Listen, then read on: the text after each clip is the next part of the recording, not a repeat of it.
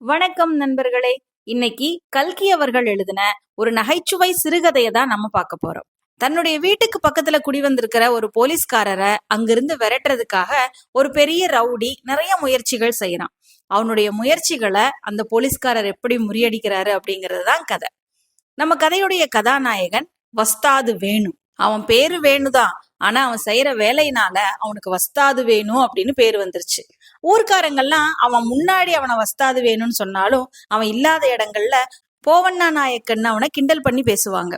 எதிரில் அவன் வந்துட்டான்னா என்ன வஸ்தாது நாயக்கரே அப்படின்னு ரொம்ப பவ்யமா பேசுவாங்க. நம்ம வேணுநாயக்கர் வாழ்க்கை நடத்துறதுக்கு என்ன வேலை செஞ்சுட்டு இருந்தாரு அப்படிங்கிறது யாருக்குமே உறுதியா தெரியாது. ஆனா சென்னை நகர்ல என்ன தேர்தல் நடந்தாலும் வேணுநாயக்கரை நம்ம அங்க பாக்கலாம். யாராவது ஒரு கட்சிக்காரங்க அவனுடைய உதவியை நாடி கண்டிப்பா வருவாங்க.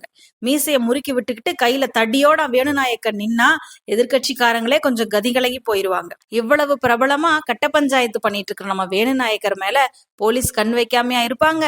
நெல்லிப்பாக்கம் போலீஸ்காரங்க கிட்ட வஸ்தாது வேணு மேல நிறைய புகார்கள் இருந்தது. சுத்து பக்கத்துல எங்க அடிதடி ரகலை நடந்தாலும் அதுல வேணுநாயக்கன் சம்பந்தப்பட்டிருப்பான் அப்படிங்கிறது எல்லாருக்குமே நிச்சயமா தெரியும்.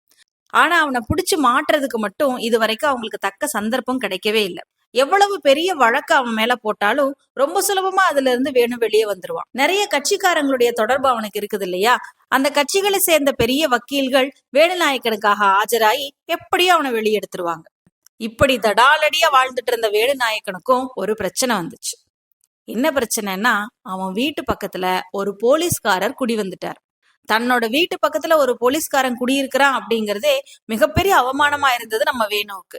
முதல் நாள் போலீஸ்காரங்க குடி வந்தப்போ நம்ம வேணுநாயக்கனுக்கு ஒரே கோபம். அவங்க வந்து இறங்கின நேரத்துலதான் நம்ம வேணுநாயக்கர் சாப்பிட்டு இருந்தார். புருஷனுக்கு சாப்பாடு போட்டுட்டு இருந்த மங்கம்மா வண்டி சத்தம் கேட்டோன்னா வேகமா வெளியே ஓடி போய் வேடிக்கை பார்க்க ஆரம்பிச்சிடறான். இப்படி உள்ளவா, வேடிக்கை பார்த்தது போதும் அப்படின்னு எரிச்சலோட சத்தம் போடுறான் வேணுநாயக்கன். ஆனா அவன் கூப்பிடுறத காதுல வாங்காம அவ பாட்டுக்கு வேடிக்கை பார்த்துக்கிட்டே நிக்கிறான். காது கேட்கலையா? போலீஸ்காரன் குடி வர்றத பார்க்க கூடாது, அது சட்டத்துக்கு விரோதம், ஜெயில போட்டுருவாங்க அப்படின்னு சொல்லிட்டு பலமா சிரிச்சானா வேணுநாயக்கன். ஆனா மங்கம்மாளுக்கு வேணுநாயக்கன் பரிகாசம் பண்றாங்கிறது புரியல. அவ திரும்பி வந்து, ஜெயில போட்டுருவாங்களா? இந்த உதவாக்கற போலீஸ் வேலைக்கு எத்தனை ஜம்பம், 2 வண்டி சாமான், கட்டிலு, மெத்த, நாக்காளி, ட்ரங்க் பெட்டி, வாத்திய பெட்டி, ஒன்னுக்கும் குறைச்சல் இல்ல. குட்டிகள்லாம் தொரசாணி மாதிரி ஜாக்கெட்டு, ஐயோ பெரிய ஜம்பம் அப்படின்னு சொல்லி தன்னோட கையால கன்னத்துல இடிச்சுக்கிறான். நீ சும்மாரு, அவங்க ரொம்ப காலம் இங்க இருந்து வாழ மாட்டாங்க, அவங்க எப்படி இங்க இருக்கிறாங்கன்னு நான் பாத்துக்கிறேன் அப்படின்னு வேணுநாயக்கன் சொல்றான். அவங்க இருந்து வாழாம என்ன செய்ய போறாங்க? அவங்களுக்கு என்ன கேடு வரப்போகுது? மாசம் முதல் தேதி ஆனா சர்க்கார் சம்பளம் வருது அப்படின்னு அங்கலாச்சுக்கிறா மங்கம்மா. எல்லா சர்க்கார் சம்பளத்தையும் நான் பாத்துக்கிறேன், வேலுநாயக்கன் கிட்டவா இந்த ஜம்பம் எல்லாம் பலிக்கும் அப்படின்னு சொல்றான் நம்ம வேலுநாயக்கன். வந்தா வந்து தங்கட்டுமே, அவங்கள பார்த்து நம்மளுக்கு என்ன பயமா அப்படின்னு மங்கம்மா சொல்றான். என்ன பேசுற? வாயக்கழுவு, நானா பயப்படுறவன்? இவனை மாதிரி 1000 சிகப்பு தலைப்பாகைய நான் பாத்திருக்கேன் அப்படின்னு அதட்டி பேசுறா நம்ம வஸ்தாது. முதல் நாள் தான் இந்த பேச்சு மூச்செல்லாம். போலீஸ்காரர் குடி வந்து மாசம் 3 ஆயி போச்சு. அவர் அங்கிருந்து கிளப்புற வழி என்னன்னு வேணுநாயக்கனுக்கு தெரியவே இல்லை. அவனால முடிஞ்ச எல்லா முயற்சிகளையும் வேணுநாயக்கன் செய்யறான். வேணுவோட உத்தரவுப்படி தினமும் மங்கம்மா வாசல் கூட்டி குப்பைகளை எல்லாம் கொண்டு போய் போலீஸ்காரர் வாசல்ல தள்ளிட்டு வந்துருவா. ஆனா கொஞ்ச நேரத்துக்கெல்லாம் வட்டியும் முதலுமா அத்தனை குப்பையும் திரும்பி வேணு வாசல்லையே வந்து விழுந்துரும். இப்படியே தினமும் பண்ணிட்டு இருந்தாங்க. ஒரு நாள் வேணு என்ன பண்றான், சாராய கடையில இருந்து நிறைய கண்ணாடி புட்டிகளை வாங்கிட்டு வர்றான். கதவை சாத்திட்டு அதை துண்டு துண்டா உடைக்கிறான். நடு ராத்திரி எழுந்து போய் அந்த துண்டுகளை எல்லாம் போலீஸ்காரன் வீட்டு கொல்லையில வீசிட்டு வந்துடுறான். ஆனா மறுநாள் சாயங்காலம் கொல்லை பக்கம் போகும்போது அத்தனை கண்ணாடி பாட்டிலும் வேணுநாயக்கனோட கொல்லைப்புறத்துலதான் இருந்தது. வேகமா போனவனோட கால்ல 2 கண்ணாடி துண்டுகள் ஏத்தி ரத்தம் கொடகடான்னு வழிஞ்சதுதான் மிச்சம். பாட்டில் குத்துன வழி தாங்க முடியாம ஐயோ அம்மானு வேணுநாயக்கன் கத்த, அந்த பக்கம் இருந்து போலீஸ்காரரு என்ன ஓய் தேல் கொட்டிருச்சா அப்படின்னு சத்தம் போட்டு கேட்டாராம். வேணுநாயக்கனுக்கு கோபம் தாங்கவே முடியல. எப்படியாவது இதுக்கு ஒரு வழி பண்ணணும்னு யோசனை பண்றான். அவனுக்கு இன்னொரு யோசனை தோணுது. திடீர்னு தன்னோட மனைவி கிட்ட போய், இனிமேல் பிங்கான் தட்டுல எல்லாம் சாப்பிட முடியாது, தினம் நான் இலையில தான் சாப்பிட போறேன் அப்படின்னு சொல்றான். வேணுடைய ஊதாரி செலவுக்கு காரணம் புரியாம மங்கம்மாவும் முழிக்கிறான். ஆனா கொஞ்ச நாள் ஆனதுக்கு அப்புறம் தான் அதுக்கான காரணம் என்னன்னு அவளுக்கு புரிய ஆரம்பிக்குது. தினமும் வேணு சாப்பிட்டு முடிஞ்சதும், இலைய மேல் பக்கமா போடு தெரியுதா அப்படின்னு சொன்னான். அப்பதான் மெங்கம்மாளுக்கு புரிஞ்சுது அவன் எந்த யோசனையில அப்படி சொன்னான்னு. எச்ச இலைய கொண்டு போய் அவளும் அழகா போலீஸ்காரர் வீட்டு பக்கம் வீசிட்டு வந்துட்டான். கொஞ்ச நாள் வரைக்கும் வேணு ரொம்ப சந்தோஷமா இருந்தான். அவன் வீட்டு எச்ச இலையெல்லாம் போலீஸ்காரர் வீட்டு கொள்ளைக்கு போகுது அப்படிங்கறதுல. ஆனா ரொம்ப சீக்கிரத்திலேயே ஒரு சந்தேகமும் வந்துச்சு. அவங்க வாசலுக்கு போன குப்பை வட்டியும் முதலுமா திரும்பி வந்துச்சு. கண்ணாடி பாட்டிலும் அதே மாதிரி திரும்பி வந்துச்சு. ஆனா இந்த வாழை இலை மட்டும் திரும்பி வரவே இல்லை. அதோட ரகசியம் என்னன்னு வேணுக்கு தெரியல. என்னவோ நடக்குதுன்னு சந்தேகப்பட்டு கொள்ள சவறு வழியா பக்கத்து கொள்ளைய எட்டி பார்த்தான் வேணு. போலீஸ்காரர் புதுசா வாங்கிட்டு வந்திருந்த பசுமாடு 3 தம்படி கொடுத்து வாங்கின வாழை இலைய ஆனந்தமா சாப்பிட்டுட்டு இருந்துதான். வேணு வீசுற வாழை இலைய சாப்பிடுறதுக்கு போலீஸ்காரர் பசுமாட்டை வாங்கி கட்டிட்டார். கோவம் தாங்க முடியாம வேணு என்ன பண்ணான்னு தெரியுமா? தன்னோட வீட்டுல இருந்த ஓட்டத்தகரங்களை எல்லாம் எடுத்து கொள்ள பக்கமா கொண்டு போய் தூக்கி போலீஸ்காரர் வீட்டு கொள்ளையில வீசினானா. அந்த பக்கம் அதை எடுத்த போலீஸ்காரர் என்ன தெரியுமா சொன்னாரு?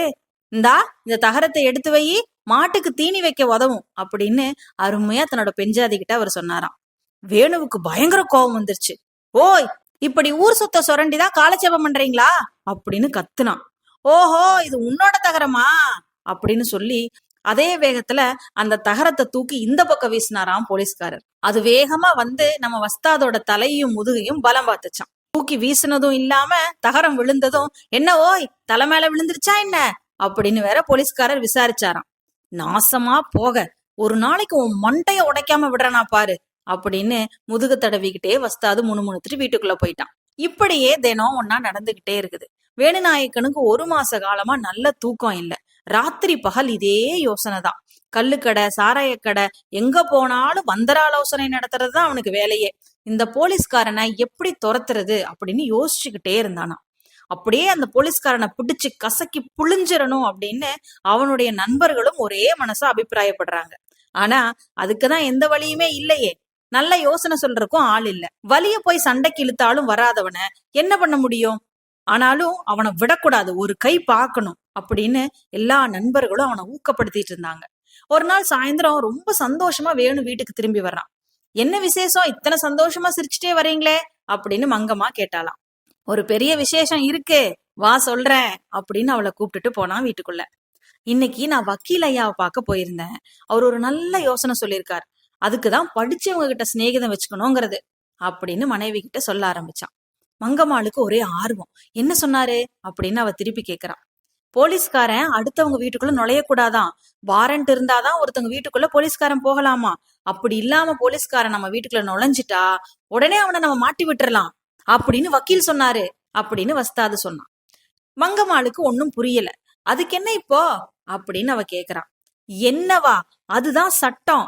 அடுத்த வீட்டு சிகப்பு தலைப்பாகைய ஒழிக்க ஒரு நல்ல வழி கிடைச்சிருக்கு அப்படின்னு சொல்றான் வஸ்தாது. எப்படி ஒழிக்கிறதுன்னு மங்கம்மா கேக்குறான். இன்னுமா புரியல?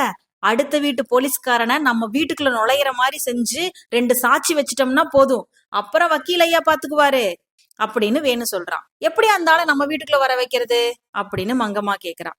அதுதான் ரகசியம். இப்ப பாரு, இந்த தடியினால உன்னை அடிச்சு நொறுக்க போறேன் அப்படின்னு சொல்றான். ஐயோ, உனக்கு என்ன பைத்தியம் முடிச்சிருச்சாயா அப்படின்னு மங்கம்மா சத்தம் போடுறான். உடனே வேணுநாயக்கன் விழுந்து விழுந்து சிரிக்க ஆரம்பிச்சிட்டான். பைத்தியம் இல்ல, இதுதான் என்னோட யுக்தி அப்படின்னு சொல்றான். இதோ பாரு, நல்லா கேட்டுக்கோ. பரன் மேல பழைய மெத்தை இருக்கு இல்லையா, அதை எடுத்து போடு. இந்த தடியால அதை போட்டு அடிக்க போறேன். ஆனா நான் உன்னதான் அடிக்கிறேன்னு நீ பாசாங்கு பண்ணணும். கூன்னு கத்து. என் மேல உனக்கு இருக்கிற ஆத்திரத்தை எல்லாம் கொட்டி திட்டு, கொல்றானே கொல்றானே சாகரனே அப்படின்னு சத்தம் போடு. அந்த சிகப்பு தலைப்பாக கட்டாயமா நம்ம வீட்டுக்குள்ள நுழையும். நான் வாசல்ல ஓடி போய் எதிர் வீட்டுக்காரங்களை கூப்பிட்டு சாட்சி வச்சிடுறேன் அப்படின்னு சொல்றான். முதல்ல மங்கம்மாவுக்கு இந்த யோசனை பிடிக்கல. வேண்டான்னு சொன்னா மெத்தையில விழுகிற அடி நிஜமாலுமே அவ மேல விழுக ஆரம்பிச்சிடும். அதனால சரின்னு சொல்லிடுறான். ராத்திரி சாப்பாடு முடிஞ்சது. அடுத்த வீட்டுல விளக்கணைச்சிட்டு அவங்க எல்லாம் படுக்க வரைக்கும் மங்கம்மாவும் வேணுவும் காத்துக்கிட்டு இருக்கிறாங்க. சுவரோரமா ஒரு மெத்தைய கொண்டு போய் போட்டா நம்ம வேணும். முதல்ல நம்ம கொஞ்சம் வாய் சண்டை போடலாம். உன் மனசுல என் மேல இருக்கிறதெல்லாம் சொல்லி திட்டு, பக்கத்து வீட்டுக்காரனுக்கு கேக்குற மாதிரி சத்தமா பேசு அப்படின்னு சொல்றான் வேணு. மங்கம்மா பயந்துகிட்டேதான் ஆரம்பிக்கிறா. ஆனா இதுக்கு முன்னாடி எல்லாம் அவ ஒரு வார்த்தை பேசினாலும் வேணு அவ வாயிலே அடிப்பான். இப்ப அவனே தூண்டி தன்னை பேச சொன்ன உடனே அவளுக்கு உற்சாகம் பிச்சுக்கிட்டு வந்துருச்சு. 8 வருஷ காலமா அவ மனசுக்குள்ள குமுறிக்கிட்டு இருந்த அத்தனை விஷயங்களையும் எடுத்து வெளியே போட ஆரம்பிச்சான். 1/4 மணி நேரம் ஆச்சு, 1/2 மணி நேரம் ஆயிடுச்சு. வேணு என்ன காரியம் பண்ண வந்தோங்கிறதையே மறந்து போயிடுறான். உண்மையிலேயே தானும் தன்னோட மனைவியும் சண்டை போடுறதா அவன் நினைச்சிட்டு இருக்கான். இவ்வளவுதானா, இன்னும் இருக்கா அப்படின்னு சொல்லிட்டு வேகமா எந்திரிக்கிறான். இன்னும் இருக்குதே அப்படின்னு சொன்ன மங்கம்மா மறுபடியும் ஆரம்பிக்கிறா அவளோட புராணத்தை. ஆனா வேணுநாயக்கன் உண்மையாவே தடிய தூக்கிட்டு வர்றான்னு தெரிஞ்சதும் வீர்னு சத்தம் போட்டுட்டு ஓடி போய் சமையல் அறைக்குள்ள பூந்து கதவை சாத்திக்கிறான். இந்த சமயத்துல அடுத்த வீட்டுல இருந்து போலீஸ்காரனோட குரல் கேக்குது. என்ன ஓய், அந்த காட்டு பூனைய ஓட்டி தொலையும், தூக்கத்தை கெடுக்குது அப்படின்னு ஒரு சத்தம் வந்துச்சு. அப்பதான் வேணுநாயக்கனுக்கு தான் என்ன செஞ்சுட்டு இருக்கோங்கிறதே ஒரு நிமிஷம் புரிய ஆரம்பிச்சது. உடனே தொப்பு தொப்புன்னு வீட்டுல இருந்த பழைய மெத்தைய போட்டு அடிக்க ஆரம்பிச்சான். பாவம், 3 தலைமுறையா வேணுநாயக்கன் குடும்பத்தை தூக்கி சுமந்த அந்த மெத்த அன்னைக்கு படாத பாடு பட்டுச்சு. அதுல இருந்த துணி சுக்கு சுக்கா கிழிஞ்சிருச்சு. பஞ்சு தூள் தூளா பறக்க ஆரம்பிச்சது. போலீஸ்காரன் மேல கோபம் ஒரு பக்கம், பெஞ்சாதி மேல ஆத்திரம் ஒரு பக்கம். 1/2 மணி நேரத்துக்கு மேலாயும் வேணுநாயக்கன் ஓயவே இல்லை. திடீர்னு வாசல் கதவு திறக்கிற சத்தம் கேக்குது. ஆஹா, ஜெயிச்சுட்டோம் அப்படின்னு அளவில்லாத சந்தோஷத்தோட முன்ன விட ஓங்கி பஞ்சு மெத்தையை அடிக்க ஆரம்பிச்சான் வேணு. திடுதிடுன்னு யாரோ ஓடி வர்ற சத்தம் கேக்குது. மாட்டிக்கிட்டையா நெருப்பு குச்சி பயலே அப்படின்னு நினைக்கிறதுக்குள்ள திடுதிடுன்னு முதுகுல 5-6 அடி விழுந்துருச்சு நம்ம வேணுவுக்கு. ஆஹா பயலே, என்னையா அடிக்கிற அப்படின்னு வேணு குதிக்கிறான். மறுபடியும் முதுகுலையும் தலையிலையும் தோல்லையும் மாறி மாறி அடி விழுகுது. யார் நம்மள அடிக்கிறாங்கன்னு திரும்பி பார்த்த வேணு திகச்சு போயிட்டான். ஏன்னா அவ்வளவு தைரியமா உள்ள வந்து வேணுவை அடிச்சது போலீஸ்காரன் கிடையாது, வேணுவுடைய மைத்துனனான முத்துநாயக்கன், மங்கம்மாளோட அண்ணன். சங்கதி என்னடா மகனே, உன் கைவரிசைய கடைசியில எங்கிட்டயே காட்டுறியா? முத்துநாயக்கன் தங்கைய ஒருத்த அடிக்கிறதா அப்படின்னு சொல்லி மேலும் மேலும் அடிக்க ஆரம்பிச்சான் முத்து. அன்னைக்கு விழுந்த அடியில நம்ம வஸ்தாது வைகுண்டத்துக்கே போயிருப்பாரு. ஆனா நல்ல வேளையா மங்கம்மா விஷயம் என்னன்னு தெரிஞ்சுட்டு வேகமா ஓடி வந்து அண்ணன் கைய புடிச்சு தடுத்துட்டான். மேல ஒரு காயமும் படாம கொலக்கட்டை மாதிரி தன்னோட தங்கச்சி ஓடி வந்ததை பார்த்ததுக்கு அப்புறம் தான் முத்துவுக்கு கோபமே தணிஞ்சது. அதுக்கப்புறம் சுத்தி சுத்தி பார்த்தான். பழைய மெத்த 10000 துண்டா கிழிஞ்சு கிடக்கிறதையும் பாக்குறான். எல்லா விஷயத்தையும் மங்கம்மா சொல்றா. முத்துநாயக்கன் ஒரு நிமிஷம் திகச்சு போயிட்டான். அப்புறம் வஸ்தாத புடிச்சு நல்லா திட்டிட்டு அங்கிருந்து கிளம்பி போயிட்டான். மங்கம்மா வாசக்கதவை தாழ் போட போறா. அந்த நடுராத்திரி வேலையிலயும் தெரு முழுக்க இருந்த அத்தனை ஜனங்களும் வஸ்தாது வீட்டு முன்னாடி கூடி நிக்கிறத பாத்துட்டா. அவளுக்கு ரொம்ப வெக்கமா போச்சு. பேசாம கதவை சாத்திட்டு வந்து படுத்துக்கிட்டா. மறுநாள் காலையில நம்ம வஸ்தாது எழுந்து வழக்கம் போல வெளியே வந்தார். அவரோட முதுகு, தோளு, முகம் எல்லாம் வீங்கி இருந்தது. அடுத்த வீட்டு வாசல்ல தயாரா காத்துட்டு இருந்த போலீஸ்காரர் அவனை பார்த்து, இதென்ன ஐயா, நீ இல்லையா உன் பஞ்சாதிய அடிச்சுதா ஊரெல்லாம் பேசுறாங்க? பாவம், உண்மையா அந்த அம்மா உன்ன அடிச்சிட்டாங்களா? உடம்பெல்லாம் இப்படி வீங்கி கிடக்குது அப்படின்னு கேட்டாரு. அதுக்கப்புறம் அன்னைக்கு முழுக்க வேணு வெளியவே வரல. நம்ம போலீஸ்காரருக்கு தோட்ட வேலைன்னா ரொம்ப இஷ்டம். அந்த வீட்டுக்கு வந்து 6 மாசம்தான் ஆயிருந்தது. அதுக்குள்ள கொள்ள பக்கத்தை அப்படியே கிளி கொஞ்சற மாதிரி அவர் வச்சிருந்தாரு. ஆளுயரம் வளர்ந்திருந்த கொத்தவர செடிகள்ல கொத்து கொத்தா காய் காய்ச்சிருந்துதான். ஒரு பக்கம் மல்லிகை செடி, இன்னொரு பக்கம் புடலங்கா, அப்படின்னு நிறைய விஷயங்களை வளர்த்து தோட்டத்தையே ரொம்ப அழகா அவர் வச்சிருந்தாரு. எல்லா யுக்திகளும் செஞ்சு தோத்து போன நம்ம வஸ்தாது போலீஸ்காரர் உயிருக்கும் மேலா பாதுகாத்துட்டு இருக்கிற அந்த தோட்டத்து மேல கைய வச்சுட்டான். போலீஸ்காரர் உயிரா பாத்துட்டு இருக்கிற அந்த தோட்டத்தை ஒரு ராத்திரி பூந்து அழிச்சு தள்ளிட்டான். அடுத்த நாள் காலையில வெளியே வந்த போலீஸ்காரருக்கு மனமுடைஞ்சு போயிருச்சு. ஐயோ அப்படின்னு ரொம்ப தீனமான குரல்ல கூச்சல் போட்டு அப்படியே மயக்கம் போட்டே அவர் விழுந்துட்டார். அதுக்கப்புறம் தான் போலீஸ்காரர் மனைவியும் ஓடி வந்து தோட்டத்தோட நிலைமைய பாக்குறாங்க. அனுமான் அளித்த அசோகவனம் போல அந்த தோட்டம் இருந்துதான். ஒரே துவம்சம், ஒரே நாசம். ஹெட் கான்ஸ்டபிள் ஐயாவுடைய மனைவி மகா உத்தமி.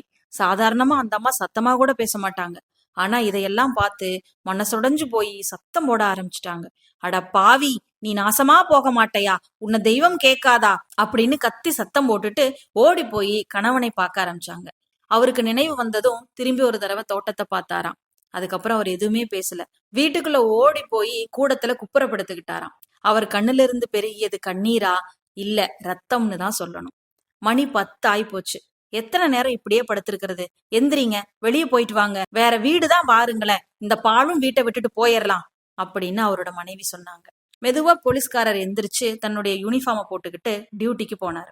அன்னைக்கு டியூட்டி முடிஞ்சதுக்கு அப்புறம் நம்ம ஹெட் கான்ஸ்டபிள் வீட்டுக்கு திரும்பி வந்துட்டு இருந்தார். அவர் வந்துட்டு இருந்த வழி ஒரு குறுகலான சந்து. 2 பக்கமும் மதில் சுவர். பெரிய ஜன நடமாட்டம் இல்ல. மின்சார விளக்குகள் எல்லாம் அழுது வடிஞ்சிட்டு இருந்ததாம். ராத்திரி 11 மணி ஆயிப்போச்சு. தனியா அவர் வீட்டுக்கு வந்துட்டு இருந்தார். அவர் வந்துட்டு இருந்த வழி இன்னொரு வழியோட சேர்ற இடத்துல எதிரில ஒரு மனுஷன் வந்துட்டு இருந்தான். அந்த முச்சந்தில ஒரே ஒரு விளக்கு தான் இருந்தது. பக்கத்துல மரங்களும் அதிகமா இருந்ததுனால நிறைய இருட்டாதான் இருந்தது. தற்செயலா எதுக்கால வந்தவன் யாரு அப்படிங்கறத வீராசாமி பிள்ளை பாக்குறாரு. எதிரில வந்தது நம்ம வஸ்தாது வேணுநாயக்கன். போலீஸ்காரர் மனசுக்குள்ள அவ்வளவு கோபம் கொதிச்சுக்கிட்டு இருக்குது. அந்த நேரத்துல அந்த கோபம் அத்தனையும் குரோதமா மாறுச்சு. 2 பேரும் நேருக்கு நேர் ஒரு நிமிஷம் உத்து பாத்துக்கிட்டாங்க. வேணுவுக்கோ நல்ல குடி மயக்கம். எதுக்கால வர்றது யாருன்னு தெரிஞ்சுக்கிறக்கே அவனுக்கு ஒரு நிமிஷம் ஆச்சு. போலீஸ்காரருன்னு தெரிஞ்சதுக்கு அப்புறம் பல்ல காட்டிட்டு, என்ன சிவப்பு தலைப்பாகை, தோட்டம் எப்படி இருக்குது அப்படின்னு கேட்டானா. அதுக்கு மேல போலீஸ்காரரால தாங்க முடியல. கன்னத்துல ஓங்கி ஒரு அறை கொடுத்தாராம். ஆனா வஸ்தாது சும்மா இருப்பானா? அவனும் திருப்பி அடிக்க ஆரம்பிச்சான். 2 பேத்துக்கும் பயங்கரமான யுத்தம் நடக்குது. 2 பேரும் கட்டி புரண்டுக்கிறாங்க அந்த இடத்துல. இவங்க கட்டி புரண்டது அடர்ந்த மர நிழல் உள்ள ஒரு இடம். அந்த நேரத்துல 2 கையில 2 பெட்டிய தூக்கிட்டு ஒருத்தன் ஓடி வர்றான். ஓடி வந்தவன் இவங்க மேல மோதி கீழே விழுந்துடுறான். அவன் வச்சிருந்த பெட்டிகள்ல ஒண்ணு நம்ம வஸ்தாதோடைய தோல் மேல போய் அடிச்சுது. திடுக்கிட்டு எந்திரிச்சான் வஸ்தாது. இந்த நேரத்தை பயன்படுத்திட்டு நம்ம போலீஸ்காரர் எந்திரிச்சு அந்த பக்கம் போயிட்டார். நல்ல குடி வெறியில இருந்த வேணுநாயக்கனுக்கு எதுக்கால வந்தது யாரு, போலீஸ்காரர் இங்க அப்படிங்கறதெல்லாம் ஒன்னும் தெரியல. எதிரில இருக்கிறவன் தான் போலீஸ்காரர் நினைச்சிட்டு மறுபடியும் அவனை போட்டு அடிக்க ஆரம்பிச்சான். மேலும் மேலும் அடி விழுந்தது பொறுக்க மாட்டாம எதிரில வந்த அந்த மனுஷன் மயக்கம் போட்டே விழுந்துட்டான். வஸ்தாது 2-3 தடவை அவனை புரட்டி பார்த்துட்டு வேகமா வீட்டை நோக்கி நடக்க ஆரம்பிச்சிட்டான். இவ்வளவு குண்டா இருப்பானா போலீஸ்காரன்? ஒருவேளை நான் அடிச்ச அடியில உடம்பு வீங்கி போச்சோ அப்படின்னு நினைச்சுக்கிட்டே போனான். அடி வாங்கி கீழே விழுந்தது போலீஸ்காரர் இல்ல அப்படிங்கறது கூட வேணுவுக்கு தெரியல. வேணு அந்த பக்கம் போனதுக்கு அப்புறம் நம்ம போலீஸ்காரர் மரத்தோட மறைவுல இருந்து வெளியே வர்றாரு. கீழே கிடந்தவனை உத்து பாக்குறாரு. 2 பெட்டிகள் கிடக்கிறதையும் பாக்குறாரு. அவருக்கு கொஞ்சம் சந்தேகம் வந்துருது. கொஞ்சம் தூரத்துல பெரிய கலமுல சத்தம் கேக்குது. ஏதோ பிரச்சனை நடக்குது அப்படிங்கறது போலீஸ்காரருக்கு புரியுது. அந்த பெட்டிகளை எடுத்துக்கிட்டு சத்தம் வந்த திசையை நோக்கி அவர் நடக்க ஆரம்பிச்சார். ஒரு பங்களாவோட வாசல்ல ஒரே ஏக தடபுடலா இருக்குது. பலர் கூடி சத்தம் போட்டுட்டு இருக்கிறாங்க. 2 போலீஸ்காரர்கள், ஒரு சப் இன்ஸ்பெக்டர் எல்லாரும் நிக்கிறாங்க. கையில பெட்டியோடையும் உடம்பெல்லாம் ரத்தம் சொட்ட, உடுப்பெல்லாம் கிழிஞ்சு அலங்கோலமா நம்ம போலீஸ்காரர் அங்க போறத பார்த்த உடனே எல்லாரும் ஆச்சரியப்படுறாங்க. என்ன ஏது, அகப்பட்டானா, ஓடி போயிட்டானா, ஐயோ பாவம், நல்லா அடிபட்டு இருக்குதே, எத்தனை பேரு, திருட்டு பசங்க அப்படின்னு மாத்தி மாத்தி ஆளாளுக்கு ஒன்னொன்னு பேச ஆரம்பிக்கிறாங்க. கொஞ்சமா நம்ம போலீஸ்காரருக்கு விஷயம் புரியுது. தன்னோட அதிர்ஷ்டத்தை நினைச்சு அவரே சந்தோஷப்பட்டுக்கிறார். இதுக்குள்ள அந்த பங்களா வீட்டு எஜமானர் கூட்டத்தை விளக்கிட்டு ஓடி வர்றார். வீராசாமி கையில பெட்டிகளை பார்த்ததும் அவருக்கு ஒரே சந்தோஷம். ஐயோ சந்தோஷம், இப்பதான் என் உயிரே வந்தது, நீ மகராசனா இருப்பா அப்படின்னு போலீஸ்காரர் பாராட்டிட்டு அவரை கட்டி பிடிச்சுக்கிறாரு. அந்த பெட்டிக்குள்ள 20,000 ரூபாய் பெருமானம் உள்ள நகைகள் இருந்துதான். சப் இன்ஸ்பெக்டர் இப்ப வந்து, அதெல்லாம் இருக்கட்டும், என்ன சமாச்சாரம், சீக்கிரம் சொல்லு, திருடனை எங்க பார்த்த, என்ன நடந்தது அப்படின்னு விசாரிக்கிறார். நம்ம ஹெட் கான்ஸ்டபிள் வீராசாமி பிள்ளைக்கு வரும்போதே மூளை அருமையா வேலை செஞ்சுட்டுதான் வந்திருக்குது. அதனால தயங்காம அவர் சொல்ல ஆரம்பிச்சார். வடபக்கத்து சந்து வழியா நான் வந்துட்டு இருந்தேன். 3 தடி பசங்க குறுக்கு சந்து வழியா ஓடி வந்தாங்க. என்னை கண்டதும் அப்படியே பயந்து நின்னுட்டாங்க. உடனே எனக்கு சந்தேகம் வந்துருச்சு. அடே திருட்டு பயலுகளா அப்படின்னு சத்தம் போட்டேன். உடனே 3 பேரும் என் மேல வந்து விழுந்தாங்க. அப்பா என்ன அடி வாங்கிட்டேன், தப்பி பிழைச்சதே பெரிய விஷயம். உயிரை கையில பிடிச்சுக்கிட்டு அவங்க கூட நான் சண்டை போட்டேன். கையில கத்தி துப்பாக்கி எதுவுமே இல்ல. அந்த 3 பேத்துல ஒருத்தன் தான் நல்ல தடியன். ஒரு திமிரி அவன் நெத்திய பார்த்து ஒரு குத்து விட்டேன். அவன் அப்படியே சுருண்டு விழுந்துட்டான். மத்த 2 பேரும் ஓடி போயிட்டாங்க. கீழே விழுந்தவன் மறுபடியும் என்ன அடிச்சான். 3 பேரையே ஒரு கை பார்த்தவன் ஒருத்தனுக்கு பயப்படுவனா, அவனையும் அடிச்சு போட்டுட்டேன். அந்த மரத்தடியில இப்ப கிடக்குறான். உயிர் இருக்கா செத்து போயிட்டானான்னு தெரியல. பெட்டிகளை எடுத்துட்டு நான் ஓடி வந்துட்டேன். எல்லாரும் நம்ம ஹெட் கான்ஸ்டபிள் சொன்ன விஷயத்த நம்பிட்டாங்க. கையில விளக்கோட முச்சந்திய நோக்கி ஓட ஆரம்பிச்சாங்க. நம்ம ஹெட் கான்ஸ்டபிளையும் கீழே கிடந்தவனையும் மாறி மாறி பார்த்தாங்க. கொஞ்ச நேரத்துல மயக்கம் போட்டு விழுந்த அந்த திருடனும் கண்ணு முடிச்சான். அவனை கைது பண்ணி போலீஸ் ஸ்டேஷனுக்கு கூட்டிட்டு போனாங்க. எப்படியோ வஸ்தாது வேணுவோட புண்ணியத்துல நம்ம ஹெட் கான்ஸ்டபிளுக்கு நல்ல பேர் கிடைச்சிருச்சு. வேணுகிட்ட அவர் வாங்கின அடி வீணா போகல. 1 வாரம் ஆஸ்பத்திரியில கிடந்தார். 1 வாரம் கழிச்சுதான் வீட்டுக்கு வர்றார். அவர் ஆஸ்பத்திரியில இருந்து வர வரைக்கும் நம்ம வேணும் வீட்டை விட்டு வெளியே எங்கேயுமே போகல. ஆனா அடுத்த வீட்டு போலீஸ்காரர் ஆஸ்பத்திரியில இருக்கிறாரு அப்படிங்கறத மட்டும் மங்கம்மா மூலமா அவன் தெரிஞ்சுக்கிட்டான். மீசைய முறுக்கி விட்டுக்கிட்டு, வஸ்தாது வேணுநாயக்கங்கிட்டையா கைவரிசைய காட்டுனா அப்படின்னு 1 வாரமா வீட்டுக்குள்ள உரிமிக்கிட்டே இருந்தான். மங்கம்மாளுக்கு அவன் சொல்றது எதுவுமே புரியல. என்னவோ அந்த போலீஸ்காரர் திருடனை பிடிச்சிட்டாருன்னு சொல்லிக்கிறாங்களே அப்படின்னு கேக்குறா. திருடனாவது என் கையினால எண்ணி 99 குத்தல்லவன் நான் விட்டேன் அப்படின்னு சொல்றான் வஸ்தாது. ஐயோ சத்தம் போடாதீங்களே அப்படின்னு ஓடி வந்து மங்கம்மா அவனோட வாயை பொத்துறா. இப்படியே 7 நாள் கழிஞ்சு போச்சு. 8வது நாள் காலையில போலீஸ்காரர் எந்திரிச்சு வீட்டுக்கு வெளியில வர்றார். அவர் தலையில இன்னும் கட்டு போட்டிருக்குது. வேணுவும் அந்த சமயத்துல வெளியே வர்றான். அவனால சும்மா இருக்க முடியுமா? என்ன ஓய், காயமெல்லாம் இன்னும் ஆறலையா அப்படின்னு கேட்டான். போலீஸ்காரரே சும்மாதான் இருந்தாரு. ஆனாலும் வேணு விடல. மறுபடியும், என்ன ஓய், பேசவே மாட்டேங்கிறீங்க, பயப்படாதீங்க, இனிமேல் குத்த மாட்டேன் அப்படின்னு சொல்றான். உடனே போலீஸ்காரர், என்னையா உளர்றீரே அப்படின்னு கேட்டாரு.